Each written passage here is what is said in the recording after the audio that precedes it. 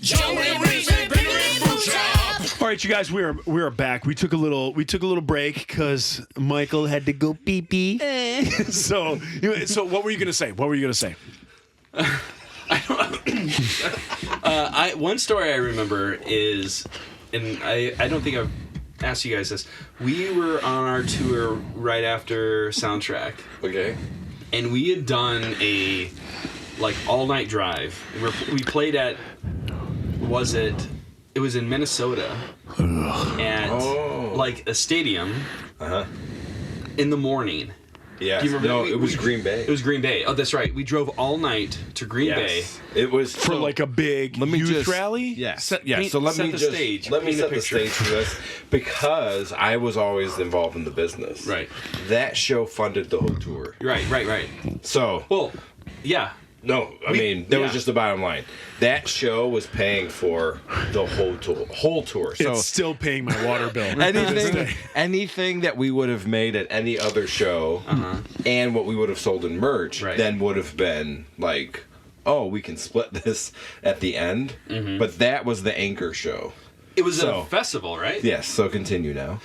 So from what I remember, is it was a Sunshine Fest, I believe. Well, okay, something like that. So we had driven all night to get there, though. I can't remember where we were. Played in the morning. Oh yeah, I know. Yeah, that one wasn't Sunshine. Yeah, it was like 9 a.m. 9 a.m. Yeah. 10 a.m. Rolled up. You have 30 minutes to be on stage. We had been in a van all night. Skillet. Yes. Played before or after us. Before us. To open up probably a worship set or something to open up the festival. And they had moon boots. Right. Yeah. Yes. Oh, the Skillet was always good for moon boots. And then I wore those. So we play. Huge crowd, stadium. Was that Green Bay pack? I don't know. It was Lambeau Field. Okay, yeah. And then across the parking lot, they had a convention center. Okay. So if you Google map it, there's the Lambeau Field, then there's the Green Bay Hall of Fame, and then there's this convention center that's attached, and that's what we were playing. Yeah. And totally great, whatever. Play a show. Then we get off stage, and one of the promoters was like, "Hey, we got you guys a hotel. We have food if you want to go to restaurants, whatever. We actually have masseuses. What? We have this, and this." And I'm like, yes. And then you're like, we actually have to get back in the van right now because we have to be in Arkansas, Minnesota, somewhere, wherever. Yes. To play for 10 people.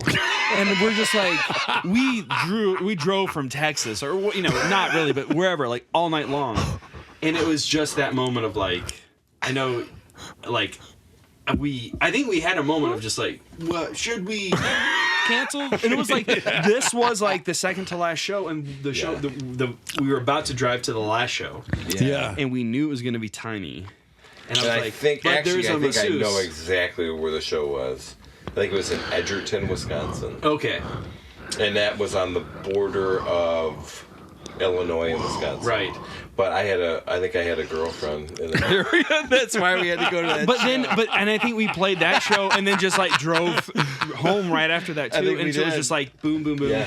And that was rough. It was you could be pampered. Yeah, because that's or not. you can go to Edgerton, Wisconsin. That had never been offered to me. And Nate was on like, "We're going to Edgerton." Right? We were like, "Why are we going to Edgerton? Where are we going to play for 10 people?" And you were like, "We're going." She said masseuse. She really said. No, that. I remember this. Oh, you're not embellishing anything. Whenever I think of St. Paul, I always think of the Ska Mania tour where we played St. Paul, and we played. So it was Supertones, 500 and us, and we played a Saturday. And that Friday in that same arena, Rob Zombie had played. Oh wow! So and then that whole tour, we were behind 3 main shows, and so we were either playing after Rob Zombie or we were playing after one of those other 2. I remember we also did so without getting sidetracked because the vodka's hitting me. So I remember we had Rob Zombie's dressing room. And so I remember there being like bloody handprints, like fake bloody handprints all over the dressing room.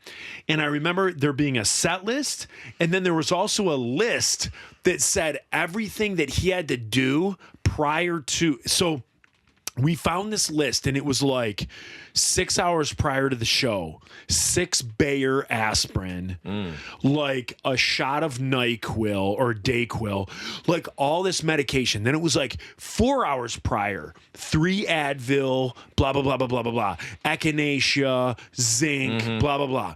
2 hours before, 6 more Advil, like all, and I was just like, holy, like, how's this guy's liver like working? Because I know he's probably also pounding alcohol, you know, just, I mean, that's just the way it is. So people, I know we've kind of said it before, but what happens is everybody who's never been in a band thinks that tour is like amazing. Right. Tour is amazing because 2 hours a night you get out on stage and it is so much fun. Yeah, and it's exhilarating. Yeah. And the other 22 hours are complete boredom and driving and nonsense. So if you're a Christian ska band, right, you drive around and you suck up that boredom and you play Super Nintendo, you play N64, WCW, or you play GoldenEye. If you are a secular band, you get friggin' ripped. Yeah. Right. And you get sleep. Yeah, you get We should drunk. have been a secular band. Yeah, you get drunk, you get high, and that's what gets you through. So what happens is that's why all these people get have codependency issues, because they're drinking and they're doing, whatever to get through this boredom. Cope. Yeah, just cope. Being away from your family, being away from your kids, being through whatever. You do what you need to do to get through that next point. And so it was like we were in Minnesota on Ska-Mania, and then like we have like the Rob Zombie like list of what he needs to do prior to a show, and I was like, this is ridiculous. Now, so can I pull the curtain back on that one? Do it. So we show up to that show, and the promoter comes out to Johnny and says, don't touch a thing in your truck, because the union wasn't sure if that show was going to happen, because the union, like all of the stagehands, everyone that worked in that venue was part of the union, and Rob Zombie had created, the crowd had created such a mess. Oh my God. Toilet paper, fake blood, like all this stuff. They were still there cleaning up from the night before. So when we rolled in, they were like, don't touch anything, don't unload anything. We don't, like, they may strike. Oh my. And if they strike, there's no show. I remember them thinking that our tour was the one that did all the toilet paper. Yeah. And I remember them saying, you guys are going to be charged like 10 grand. Yes. Because it's 50 union workers at overtime. Cleaning up all this stuff. And I remember whoever was like Big Dave or whoever was the tour manager, like the Supertones tour manager. I remember him saying, like, what happens if we clean it? Right. What happens if we sweep the floors? And I remember the Insiders, 5 Iron, Supertones. Oh my God. We took down, like, you guys, if you go and see Aerosmith, you go and see Fall Out Boy, you go and see whoever The Fallout Boys at your local stadium, and the chairs that are set up on the floor. We were taking those chairs down, and we were sweeping the floor so these guys didn't have to get paid overtime, and we didn't, like, because what it was we would have gotten charged more than we got paid for the tour. Yeah. So the tour was like, Ska-Mania comes in, it's a $10,000 thing, but it's $15,000 in overtime fees. And we were like, what? That's what I remember. Is that true? Yeah, it's true. Okay, so I'm remembering that right. It's true, and it was one of our, like, the first time that we played a union show was do you remember when we played the Greek Theater? Oh, yes, I've mentioned that. My hat. I don't know if you guys have ever heard this story. So my hat was, I during sound check, I was wearing a baseball hat. I took it off and I put it next to your drum kit. Yes. So now we're backstage. I'm like, oh my gosh, my hat. I left it out on stage. I go out to get my hat. The guy goes, do not cross that. There's tape on the ground. Union line. Yeah, there's glow in the dark tape. And the union guy goes, it's dark stage. And I go, what does that mean? He goes, you can't go out there. We have to go out there. You have to get a union guy. And I go, my baseball hat's right there. It is literally 8 feet from where I'm standing. And I'm like, that's my hat right there. I just need to grab it. And the guy's like, you can't do it. Why not? It's union rules. Only union can go on when it's dark stage. And I'm like, well, can you grab it? And the guy goes, nope. I'm on lunch. I was like, are you kidding me?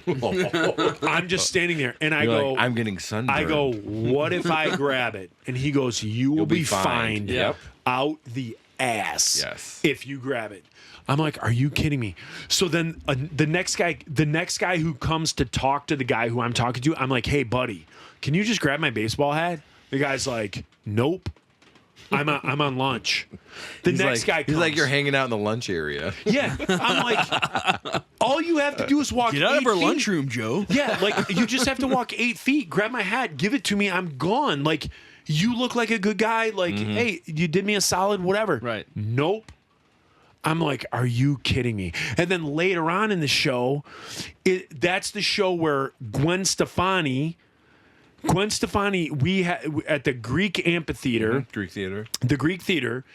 Our merch guy Parker who was in the Aquabats in LA, right? He was the professor. Yeah, he was the professor in the Aquabats. Still is. He drew a bunch of our merch. If you ever had the pastor shirt where on the front is the guy with the Bible opened up and then on the back it says the Insiders, like he did that. He drew that monkey cat thing. The Motor City Ska shirt with the car. Yes. The guy that. Yeah. And then down the sleeve it said motor like Ska Core. He actually did the Fight of My Life stuff. He drove. He drew the cat. Yep. The monkey cat. Yep. So Parker, who was the professor from the Aquabats, who also did Blink 182 merch, he also did No Doubt merch. At the Greek Amphitheater, he put Gwen Stefani on the guest list. We were in our dressing room. Remember, I had that hot sauce that I would always F with people? The K-Pack or whatever? Yeah. The capsaicin? Yeah, the capsaicin. Pure cap. Yeah, so it was pure cap. So we would put that on a chip and make kids eat it and torture them, and we thought that was hilarious, and now I feel awful. Yeah, but now I feel awful. That also hasn't aged well. So, yeah, it has not aged well. I feel absolutely sorry. And I think, Daniel Rock, I think you've alluded to maybe you were one of those people that did that, and I apologize, whatever. So, I remember Gwen Stefani was put on the guest list to see Parker. And so she came to the show. And Nate, correct me if I'm wrong. And this is a big thing. I'm remembering as you're saying it. So this is a big thing. And so if I've been telling the story wrong and I'm completely wrong, let people know that I'm wrong and I'll stop telling the story. So she comes to the show to see Parker. What I remember is we were praying before we went on, and I had the oil of this hot sauce on my hands, and I itched my eye. It was like I got pepper spray. I remember my eyes swelling shut, and I'm trying to rinse my eye out. Now you know, put milk on it. Yeah, I'm trying to or let somebody pee in it. All the roofing work. Yeah, like a jellyfish thing. Let You're Michael just pee in it. I'll just pee anytime. I remember, and correct me if I'm wrong.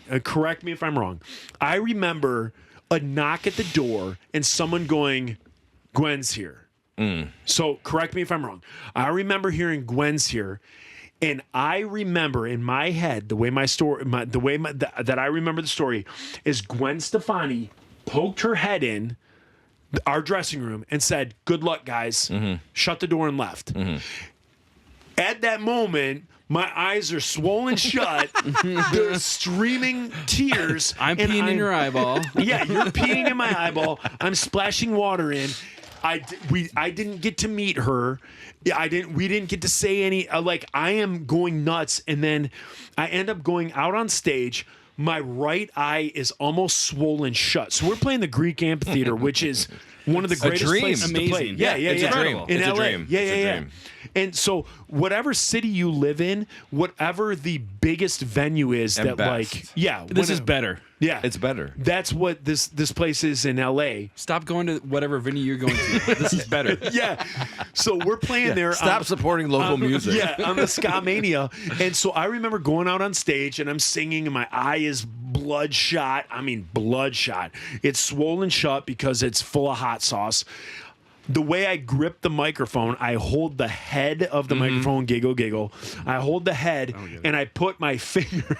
I put my Look at this finger underneath my So you're nose. sniffing, yeah. Yeah, and my entire upper lip is now inflamed and swollen from this hot K-Pack. sauce. Yeah, it is awful.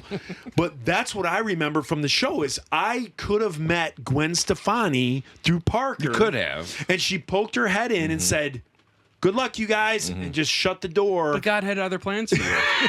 And look at where you are. Here you are now. Yeah, look at us. We're in the Blacklight Delight. It's not the only Stefani connection to the Insiders. No, her brother Eric. Yeah. Yeah. So a lot of people don't know that. Right. There's some ghost work that Gene did Yes. for the Motor City Ska album. Yes. And there's a gentleman that he found in the LA area that came in and did some ghost work by the name of Eric Stefani. So you guys, if you don't know what ghost work is, a lot of times when an album is being created, you bring in an artist, a musician, somebody like that.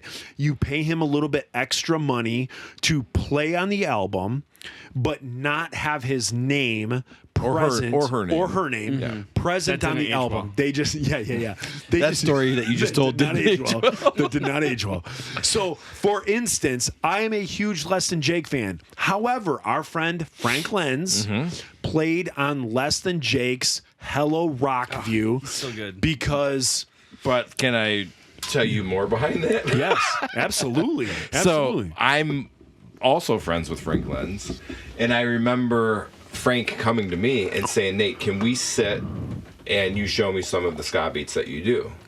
So Frank met with me to okay. And it took Frank 2 seconds. yeah. He might have just been doing that to like Make you feel good. yes, to be nice to me. Yeah. But I mean, granted, at that time he was doing still, yeah.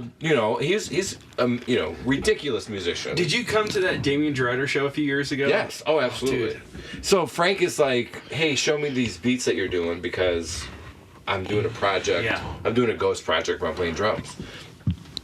You say you're saying it's Less Than Jake, which it is, but he also went on to do Supertones.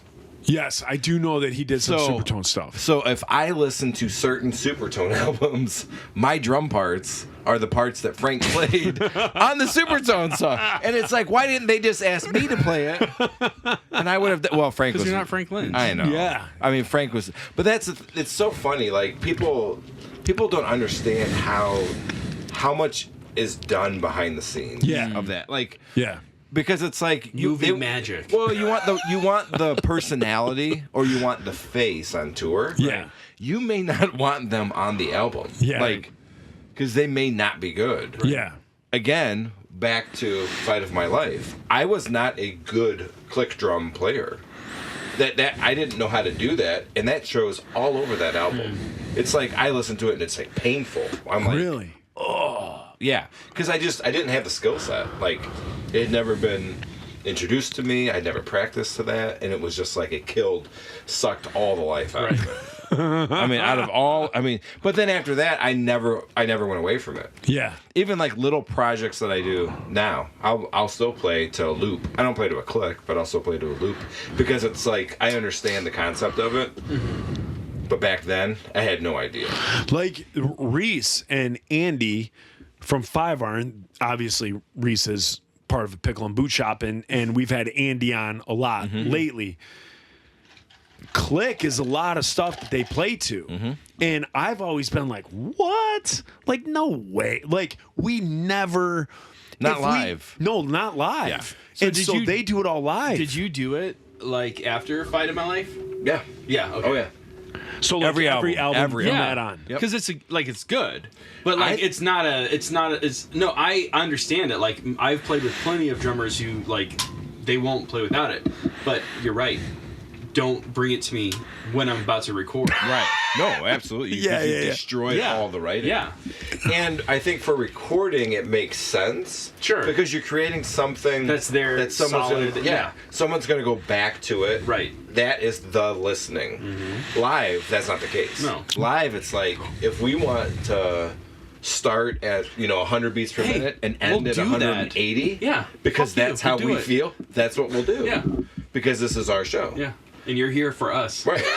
And we're in charge. And you will hear me. You will hear me roar. And I've seen bands play live, Right. and try to utilize the click, and it doesn't always go well. I've seen bands. People have probably seen multiple bands where they start and have to stop a song because of click issues or track, because they have tracks connected to it. Absolutely. Yeah, But as far as like ending Satanism goes, I do think it's important to say our first album has two. it's totally satanic. Well, it has two albums that were recorded, or two songs on that album that were recorded in probably one of the most satanic places that I've ever been. Yeah, the what was it called? It was called Chicago Tracks. Chicago Tracks. Now, where it was owned. Ministry. Yes, it was owned by Phil and Al Jorgensen from Ministry, And that's where R. Jorgensen Kelly. Ford. And that's where we met R. Kelly. That's where we met R. Kelly. Who has not aged well. That has not aged His well. It looks story pretty has good, but his story is His not story yet. has not aged well. So our listeners have heard that at Chicago Tracks, we recorded and we shared a break room with R. Kelly. We were Studio B, they were Studio A. This was allegedly the studio where R. Kelly had so Jorgensen from Ministry sold a portion, sold ownership to R. Kelly. So it kind of became R. Kelly's studio as well. So it was like co-owned, and through, I guess you could say, trial transcripts, this is the studio where R. Kelly had women in rooms that were shackled, that were tied up, Right. I that didn't were realize that all was these there. different things.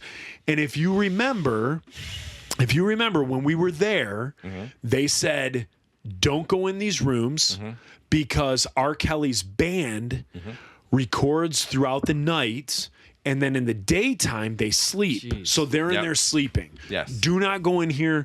This basically wing, this hallway, Which we is off honored. limits. We honored. Yeah. So we were like, oh, okay, we it's get it. fine. Okay. These guys are sleeping all day and partying every night But and then recording. R. Kelly came down and invited us to the studio. Yeah. Do you remember that? Yes. And then I also remember the other guy who wanted us to record music for porn. Yes. Yeah. So we go And you down. did it, We right? got under a different name. It's under Frank Lenz. The In and But Outsiders. we go down to R. Kelly's studio, and I don't know that I had been. I think at that point I probably hadn't been around weed. Because I high school days. It was all straight edge kids. So I wasn't. I wasn't with you here. Yeah, So this so, this is your story. So we go down, and because we're invited, hey, come down, check out, come say hi, and then we go down, and it's just a wonderful image, but it's all of these huge black guys. And the studio is full of weed smoke. And I think we've told the story this way, but it is true. There's one white guy sitting at the board with glasses on, and he's the engineer who is creating this, amazing black culture music. And we kind of pop our head in, and they're like, "Hey, you guys want to hang out?" And we were just frozen, what is going on here? And I remember us not hanging out. Right. And just like being like we don't know what to do with this. It was so it was I've so told the story outside of our before. framework. Yeah, I've told the story before where I went into that break room and it was me, R. Kelly, and one of his huge bodyguards. And we're sitting there watching TV, and I'm like, do you guys have the remote? And so R. Kelly's bodyguard like finds it like in like the couch cushions. The cushions. And I start flipping through the channels, and as I'm like, anything you guys want to watch, just let me know.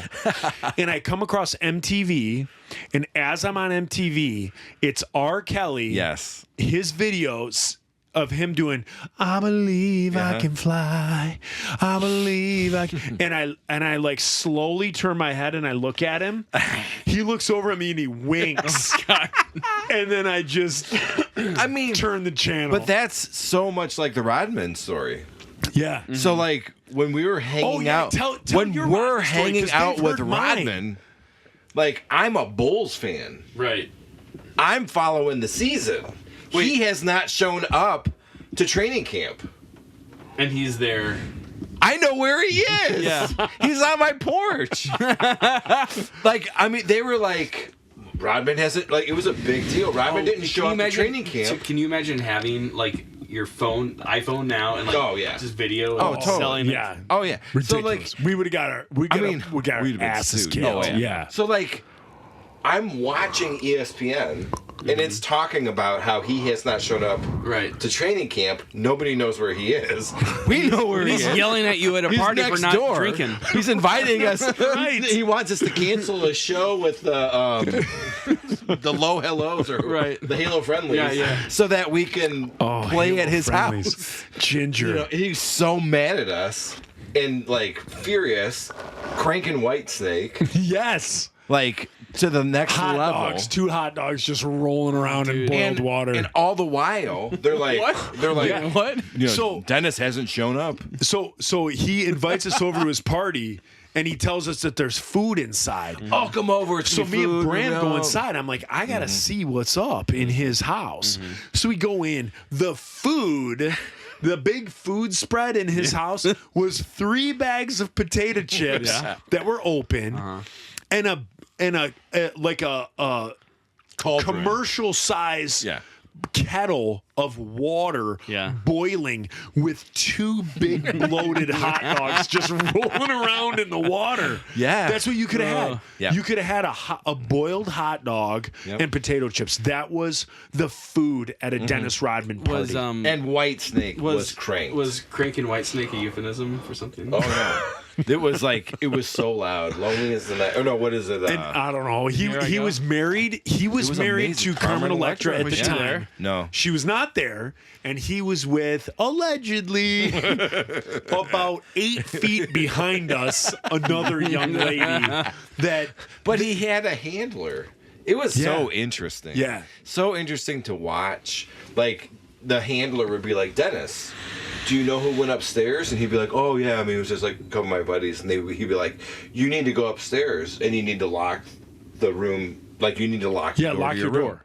And he would be like, what? And he'd be like, you need to go upstairs and lock the... Like, this guy would, like, walk with him and tell him everything. The guy looked like the pallbearer. If you were a fan of WWF or WWE, the pallbearer, other than the guy had a normal voice, he looked like the pallbearer, and he was Dennis's babysitter. Yeah. Dennis, lock your door. No, I did. No, Dennis locked the door. Because what Rodman would do is his house was in Newport Beach. It was on the beach. And Literally. he would allow surfers that if they needed to take a leak or take a dump, they could just walk into his house and take a dump. Yeah, he was ridiculously hospitable. Yeah, he was. Yes, Ridiculous. He was horribly to a fault hospitable, and so this guy was like, "Dennis, lock your door." Oh, I did. Let's go. No, Dennis, lock your door. No, I did. Come on, buddy, let's go. Dennis, lock your door. Okay, and then he would go up and lock it, and then he had his bright yellow Rolls Royce, whatever that Bentley. Bentley. He had a bright yellow Bentley in his garage, and he pulled it out, and a couple of us were out front. I don't think I was not one of them, but a couple of our guys was out there when he did this, and they were like, "Hey, you know I think Bram was maybe one of them," and somehow Dennis told him that, like, yeah, I get a lifetime supply. Like when you buy a Bentley, you get a lifetime supply of like Angus black Angus steaks. It was probably Trump steaks. I was gonna say that. So it was like if you bought the car, like at any time you called the Bentley concierge. It pays for itself. Yeah, It does. and you're like, hey, I need 6 steaks. Especially if and you're they on Atkins. They brought you steaks. It was the weirdest thing in the world. And I remember I was outside one day, and here's a little fun fact for you guys. When we were at this beach house that K2S's record label had rented for us. For that hit. Yeah. For one of my main thing that I love to eat. I would take Johnsonville brats, I would cut them up into slices, fry them in a frying pan, and then pour Hormel chili. Gourmet. Yes. I loved it back then. So I remember That sounds like the Kid Rock meal. Oh my God. I remember being out on the patio and I'm scarfing this chili with bratwurst in it. And I see the pallbearer come out. And I'm like, hey, are you with Dennis? Does Dennis Rodman live here? And he's like, yeah. And I'm like, hey, if I give you a shirt and a CD, will you give Dennis a shirt and a CD? He's like, yeah, absolutely. So that's what we did.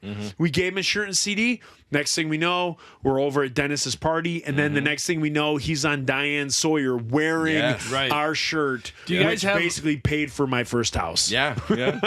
from the T-shirt sales? Yes. T-shirt sales. We called it the changed the Rodman name. shirt. We changed the name to the Rodman It went from the shirt. Godfather Wait, shirt. He's probably going to sue us. Yeah. It went from the Godfather shirt to the Rodman shirt. His kids were like, Godfather, what's that? Yeah. But they're like, Dennis Rodman. Except for all the Catholic kids. Yeah. Right. And man, we sold so many of those. It was ridiculous. My mom was running the online shop, like back then, late 90s, what an online shop was. My mom was doing it, taking in the money, mailing out the shirts, and Driving a Bentley. Yeah, and we were just Eating Angus beef. Throwing Trump steaks out the window. and we were just like, it was ridiculous. We couldn't keep we would show up to Cornerstone or Creation, and we'd have that shirt. It said Rodman shirt. Yep. Boom, boom, boom. Gone. Day one, gone. The show I played last night. Kids were like, hey, is there a Rodman shirt? No, I'm dead serious. Are you serious? I'm serious. A girl at the show was talking to me about the Insiders, and she goes, hey, like there's this trend where kids make quilts out of their old band t-shirts. Oh, really? I think it's like an Etsy thing. Oh, what a crappy. And I was like, what a crappy oh. thing. Are you kidding me? I'm being serious. But But, like, that are not our age cool. are making Yes. quilts. Yes, making quilts out of Oh, old that band hurts. t-shirts. That hurts my And heart. so then she says, my brother made one, and your orange Rodman shirt is like the centerpiece of it. Oh, that is That was rad. like- though. That is rad. And how much does he want for that? Exactly. What's his Etsy store number? Yeah. I'll pay $300 for that. That's $300. Yeah, Oh, my it is word. hilarious to think about like these little. I mean, there's more to that story. Like, there's more to the Rodman conversations. Yeah. that are like, what was going on? Yeah. Like he opened up to us in weird ways. Yes, definitely. And so like I'm And sitting I've there, never I'm gotten watching into that. ESPN. I've gone for the comedic. Yeah. I give the Oh, comedic sure. story to that, but there is No, I mean, like you said, there is a big he was backstory. wrestling, and he was kind of Right, like, yeah. it doesn't make sense to me. What do you mean, you guys follow Jesus? And I remember him flicking somebody's piercing and being like, Me? "Yeah, was it you?" Yeah, it was Yeah, me. no, Your flick- Prince Albert? He goes, yeah. Well, and he was He like, goes, Jesus didn't have this. Yeah. And he like How flicked could my you- earrings, and Yep. he goes, Jesus didn't have this, and he tugged on my goatee. Yep. And I Yeah. remember tattoos being like this point of contention, and like him opening up to us of like why he was not at training camp. And like You guys should write a 20 years later. For ESPN. A 30 for 30. Yeah, 30 Oh for my 30 God. insiders next to Rodman. what a crazy moment though, and you're like, what is going on here? But like there were tons of those moments where you were like, I did not have perspective then, and I wonder like now if it would have even happened. Yeah. You right. know, like for sure. Like and At 44 years old, if he came over the wall, knocked Right. on the door, like, "Hey, I want you guys to come over," I'd be like, "Dude, screw off. I'm going to bed." And also, like, I'm not even gonna say that because it's just. I sound like an old person, but like just like We all are. you're not gonna these days with iPhones or whatever. Like no one lives their life that way of just like right. Yeah. come on over, hang out. You're not gonna put me on the news or whatever. Right. You know. Now, Michael, one thing I want to say, this might be kind of moot. It might be a one-sentence answer. Oh boy. No. I'm kidding. But I know from our previous conversations and talks, when you were younger, your parents were missionaries. Yeah. You were involved in your church. You knew of the insiders. yeah. So, with that being said, you've met us at church. Like right Nate's now? your pastor. Yeah. Nate and Bo are the pastors of your church, and we ask you if you want to be in the insiders. Yeah. I want to know, like, was there any thought process behind that? Was there any excitement? Was there any and then Disappointment. yeah. Well, that's what I want to ask. Was there any excitement? And then when you were actually with us, were you actually like, ugh? No, it's funny. I have a very vivid memory of. So I used to do like video. I used to play for the church, guitar for the church that Bo and Nate or Genesis. Nate, you weren't even part of it yet. So it was Bo was like one of the Bo pastors was. there, and so Bo and I knew each other. I actually used to go to like elementary school with Bo's wife. Like so, I'm like I didn't know. yeah. Did? So I knew her. You and Carmel? Yeah, went me and to- Carmel were, yeah. I didn't know that. So, because I grew up in the Detroit area, moved away, lived a bunch of different places, came Best back. thing ever, you guys. Bo's wife's name is Carmel. When I first met her, and those that I know that first met her, she would always go, like, you'd be like, "Hi, my name's Joe. Nice to meet you." She'd go, "Hi, I'm Carmel, and I'm not a stripper." That was always like her tagline. My name's Carmel. No, and no, I'm you not know a what? And stripper. I the first time, Maybe not the first time, but the Maybe that was something that Cal made up. oh, that sounds like a Cal story. the date at least where Bo and Carmel kind of really.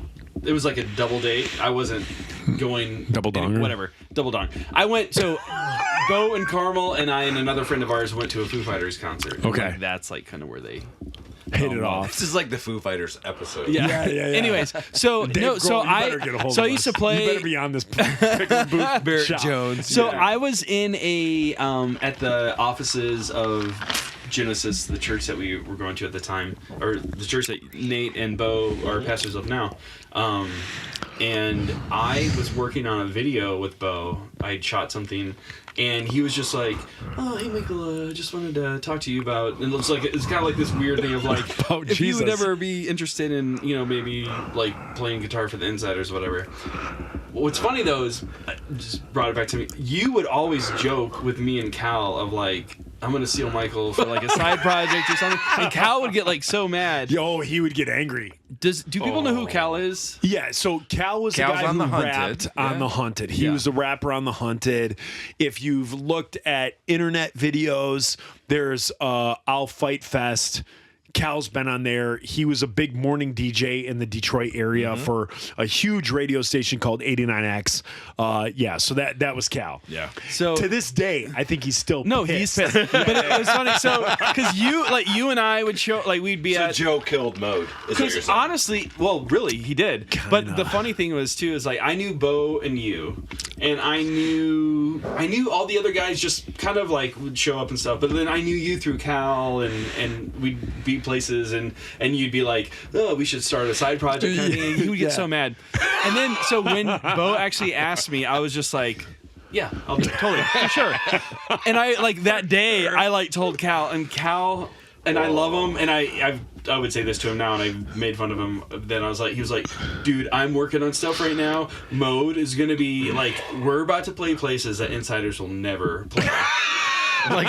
like the Greek theater. Right. Yeah, and then I called the other guys. Sloss Furnace. I called the other guys. no. I called the other guys in Mode and told them, hey guys, I'm probably gonna not be in Mode, because Scott's like, you can be in both, and I was like, oh.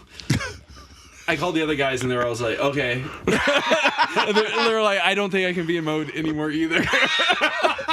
Oh. Anyways, so funny enough, I had seen you guys like at. So for a few years I lived in Georgia. I'd seen you guys like at Atlanta Fest a couple times maybe. Yeah. I bought Motor City Ska when it came out because I was living in Georgia and I'm from Detroit. Did Michael Carrion do that artwork? Yes, so I grew up with Michael Carrion. You did? There's a Yeah. lot of business behind that we can talk about Okay. on another Okay, episode. So you grew up. I grew up with Michael Carrion. with Carmel. Michael Carrion. And Marco Listen Carrion. to this. Michael Carrion and his current wife, and me and my current wife, when we all lived in LA together before Jill and I moved back here, and we were in a band together in LA, like a shoegaze dream pop kind of band. So it's I funny forgot about What was that. that called? Los Detroit. So you were in L.A. LA, Los Angeles, Detroit. So then Los you Detroit. called it Los State. Look it up on Spotify. Anyways, Okay, he's clever. so obviously I knew who Insiders were, but I had definitely bought. I bought Our catalog. The Rodman shirt. the first album. The Windbreaker. The But no, hardcore honestly, like I Windbreaker. said, I was big time into Living Sacrifice, all the hardcore bands, Starflyer 59. I have a Starflyer 59 tattoo. Do you really? I do. On my dick. Oh man. No, but seriously, you would have loved the early days. no. So Count Ronnie I was Martin. never a. Jason Martin was always at the studio. I'm being serious. Was he really? Oh, I bet it. When we tracked Motor City Ska, Jason Martin, Frank Lenz, Mike Knott, Yeah. Oh, for sure. all these guys. So like, Well, you people who recorded in don't Jeannie have- Jean's Yes. house. So people who don't have perspective, I lived in Huntington They Beach don't for a while, understand too. that. Yeah. Like when we were recording. Yeah, incredible. These guys would all sit in the lounge And I didn't know and who- just smoke Yeah. cigarettes I and didn't know talk. who any of those Yes. guys were. Right. I was more concerned about sitting in the back room when nobody was in there and looking at Playboys Right. that Yeah. were underneath the Underneath it, seat. yeah. Yeah. And in the bathroom. Yeah. As well. No. And- so and in the back studio space underneath the couch. Yeah. So I was like, but you know, I got to know you guys before and then joined the band. It was super fun, and it was great. Like I have nothing but good memories. Like we talk about, like it is like I could not, like it is not like my music. My like anything that I've spent a lot of time with ska, or even these days, like huge fan, always fan of like certain genre of punk. Every now and then I'll throw in Boss Tones, I'll throw in Specials, anything like that. But just the memories of just having fun with you guys and in the relationships is the biggest thing. Yeah. You know, loved you guys. I loved our time, and even like just memories of writing. Like I remember when we came up with Shame on Me. Was that the song? Yeah. Like that was like just that moment. Like I have very specific, like kind of vivid memories of just like really amazing times, and it just felt real. And it's that weird thing of like I also. I mean, Shame on Me was like. That was like an authentic song. For sure. It was Yeah. like, And like I mean, even Yeah. remember my last show with you guys because I was moving. Like we played a weekend, and then we played a Saturday, and then that Sunday I drove out to LA, and like I just remember, like Nate, you might not remember. I don't even remember where we were. Like the show wasn't even over, but we played like the last song, and like as soon as it finished, Nate ran up to me and just like started like hugging me. Like on stage, and you were talking about stuff to the crowd. buy our merch. Yeah, like nonsense. Like, Make sure you get the Rodman shirt. Blasphemy. I was talking about something. You were like, you shouldn't be preaching to kids. and like Nate's like hugging me and like, I gotta get a down payment on my house. and like Nate's like whispering, not like it's like whispering in my ear, but it's like he's just like, thank you so much. He's like, this has been an amazing time. And I was just like, yeah, shit. And I was like, what am I doing? But Yeah. it was like that thing of like I was I needed to go. But but it was just that weird thing of like, it was so brief but like so important, and you know, still just the amount of time I spend thinking about my experience with you guys and that record, and like I will revisit that, and it's definitely like even my daughter now, like I'll play because my wife is like, you know, your dad was in a band, and I play it, and she's like, well, I mean, take like right now. I mean, you were only with us for a brief time, but is so meaningful. Oh, like, for sure. I talked earlier, like when me and you talked. There's certain people that you can. I'm the personality that I can not see somebody for 10 years and then pick right up with them. Yeah. And you are that person. When you came back from LA, do we hang out often? No. Right. Since you've been back, we've seen each other maybe three times, maybe, but we just pick up right there, and it's just that bond. There's been 2 times in the Insiders history of me with the Insiders that I was heartbroken, and both of you are sitting right here across from me, and I could probably get a little choked up on this. Yeah, but I won't. But I'll bite. I won't, you a-holes. Yeah, I won't like give you the satisfaction. But like when Nate left the band, it was like it was a shock to me. I was like, why the F are you leaving the band? Like, why are you doing this? And he left, and I think you kind of explained on the last episode, like, or 2 episodes ago, why you did that.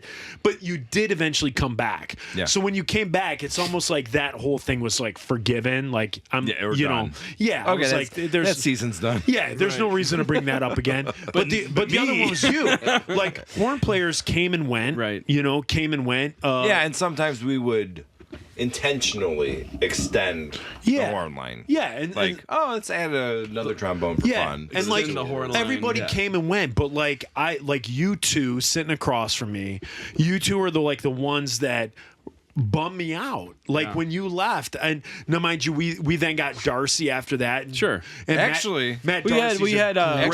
Royce after that. Oh yeah, Royce. I mean, you replaced me with the suicide Royce? machine. Yeah, I know. But here's the thing. I could do a whole hour and a half. But, Royce, what a gentleman. Sure. I mean, honestly. but let's not go to Royce. Let me finish. Finish with me. Let me finish. Michael. Pumping your tires, Michael, I like blowing it. you. No, it's Pump it up. It's good. Like it hurt me when Nate left, but over time Nate came back and reestablished himself. When you left, that hurt. Like I felt.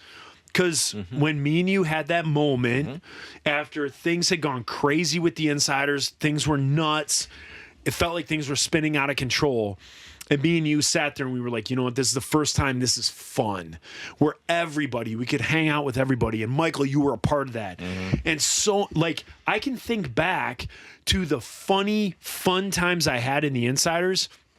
And my timeline was huge. But with you, it was short. But within that short amount of time are some of my favorite memories. And then all of a sudden, like I get a call, like, no, you're moving to LA to like be in the movies, to get in the movie business. And I was like, I thought it was to be in the Muppets. Yeah, like that hurt, and that was like, you know, I mean, obviously, like I'm a grown ass man, so I'm like, well, he's doing what he needs to do for him and his family and things like that, and you get over it. But both of you leaving for me. I think I'm the only person who's played every Insider show. And you two leave. Like, I wanted Kyle to leave. And so there were just things where it was like, it just hurt. Like, you two leaving really I'm hit sorry, me. Joe. That's all right, buddy. That's all right. I mean, This is why I'm here, right? Yeah. I agree. Like, I know, but it was a bummer, and like it was so fun, and it was just I had to do it. You know. Yeah, you did, because you had to do Bill Nye the Science Guy. Wait, hold on. I have to pee really bad. Sorry, I'm like squirming. What was that kid's name? We can finish stuff. Like, seriously. Wait, what are we at? I can't. I don't know. Hey, look at this. What's the time? Wait, we haven't recorded anything. I think 2:04. Okay, so we're at the 2 hour 4 minute mark. I'm sorry. You're fine. You're fine. We're all gonna go out and piss because I got. Nope. Here. Yep. There you go. Watch that first step. It's Lulu. Sorry.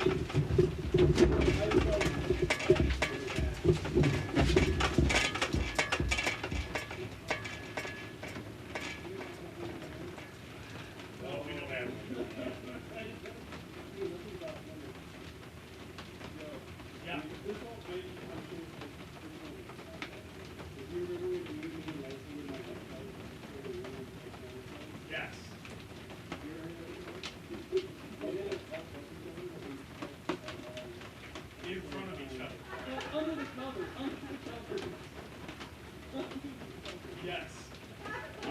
Hey, Michael, I've never told anybody. I told you to go. You know what? It was like, from what I remember, it was the race guy. Yes. It was just like, hey, come on, we're going to go. Yeah, you guys went first. Yeah. You guys went first. You guys banged them out. Yep. And then Leslie took some convincing. Yep. And we banged. Yep. That's what we do. I was gonna pee my pants, and it was like a very touching moment. I was like, You're like, I don't want to interrupt this, but can we restart everything from the top? I think I need to pee. I literally almost just pulled this cup down here and started filling it. I mean that. Hey, that's the tour life. Wouldn't it be This is good. It is. Have you tasted it by itself? No. I'll give you a bottle. I got like cases in my car. It's so good. Wait, did I just walk into that, or is that, am I part of that as well? Part of what? Exactly. All right. Actually, we're just going to bring this to an end right now because we're at the 2:04 mark. Wow. Why is the queue so short? Because we can get together again. Right. Let's do it. Yeah. It's true. Let's hang out.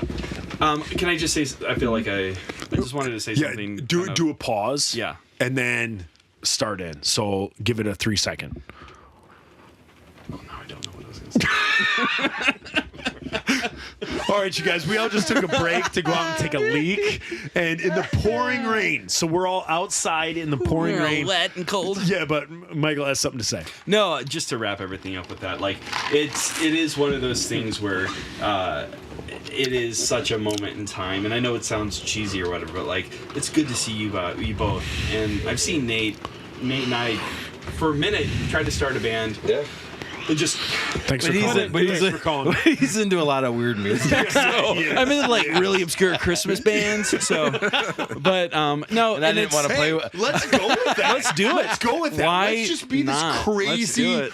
We Christmas how about band. if we cover Bad Religion's Christmas covers? Like we just do Decembers every year. We just do Decembers. man. We do Christmas That would albums, be and that's it. amazing.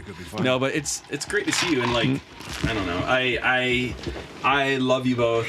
I have nothing but great memories. You know, Yeah, for I sure. never had a bad moment or anything in the band. Like if anything, it was just all fun. And I mean, my biggest thing was I always felt I'm a little younger than all you, so I always like have these memories of just. How old are you? I'm 41. Oh, okay. Well, So we're not- 44. Yeah, Yeah.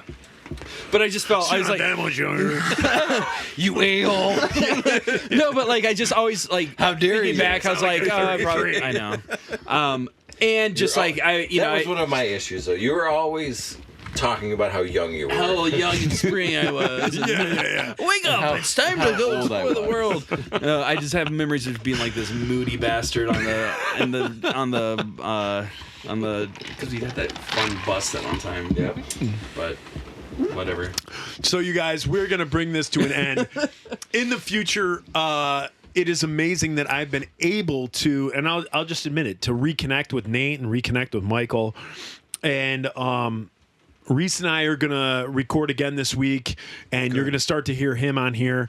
But these guys are definitely a well that I'm going to go back to. And whether it's recorded or whether it's as friends, not recorded, and hanging out and enjoying one another's company and friendship and just loving one another, this is amazing. And so one thing I want to say is you guys that are just listening, yes, I put shows together to think this might be something that people want to listen to, but it's also for my benefit. And to be able to get together with Nate, who since a sophomore in high school I've been with, who's been a brother to me, and again, I can get. I'm a pretty sensitive person, so I could start crying, but I can't look him in the eyes right now. But so for someone who, I'm looking at American Pie. yeah. So Stare at the bottle. So I have my older sister, but if you ever ask anybody, I will. If anybody ever asks me, I will always say Nate has been a brother to me over the years. We cannot see each other for 2 years and pick up right where we left off. And Michael, I feel the same for you. It's been great with. Everybody has a podcast nowadays, and so to say that is kind of ridiculous, but the fact that this podcast has kind of brought us to where we can schedule time, and then not only schedule time, but then it makes me think like, dude, if I could call you guys on a Monday and say, can we meet on Wednesday, and you guys are up for it, why can't we do that normal? So I need more of you guys in my life. I love you guys. I thank you for coming out. I wish there was something I could give you for showing up and doing this for me. I'll let you know. You'll be hearing from my lawyer. He has a list. Yeah, It starts with 6 Bear. Yeah. 6 Bear at 3 p.m. Yeah. And I'm kind of disappointed that you guys haven't called me about being in your bands. But that's neither here nor there. But you guys, thank you so much. And if you're listening, again, this is the Insider family. I don't know if it's any different from any other band, but I feel it is. I feel the Insiders goes deeper and connects deeper than other bands that I've seen and what I've seen in other in other bands and the way they talk about each other. Yes, are there guys that I don't like? Absolutely. You guys have heard that. But are there guys that I absolutely love and that connection runs deep and I'll take a bullet for the rest of my life. And these two guys sitting across from me are those people. And I love those guys. And I just want to thank you. I mean, I could sit here and get all weepy and stupid, but I'm not Thanks going for to. having So us, man. thanks so much. awesome. See you guys. Pickle and Boot Shop, episode 28. And we're out. Thanks. Bye. All right, next week. Let's do next week's right now, or next month.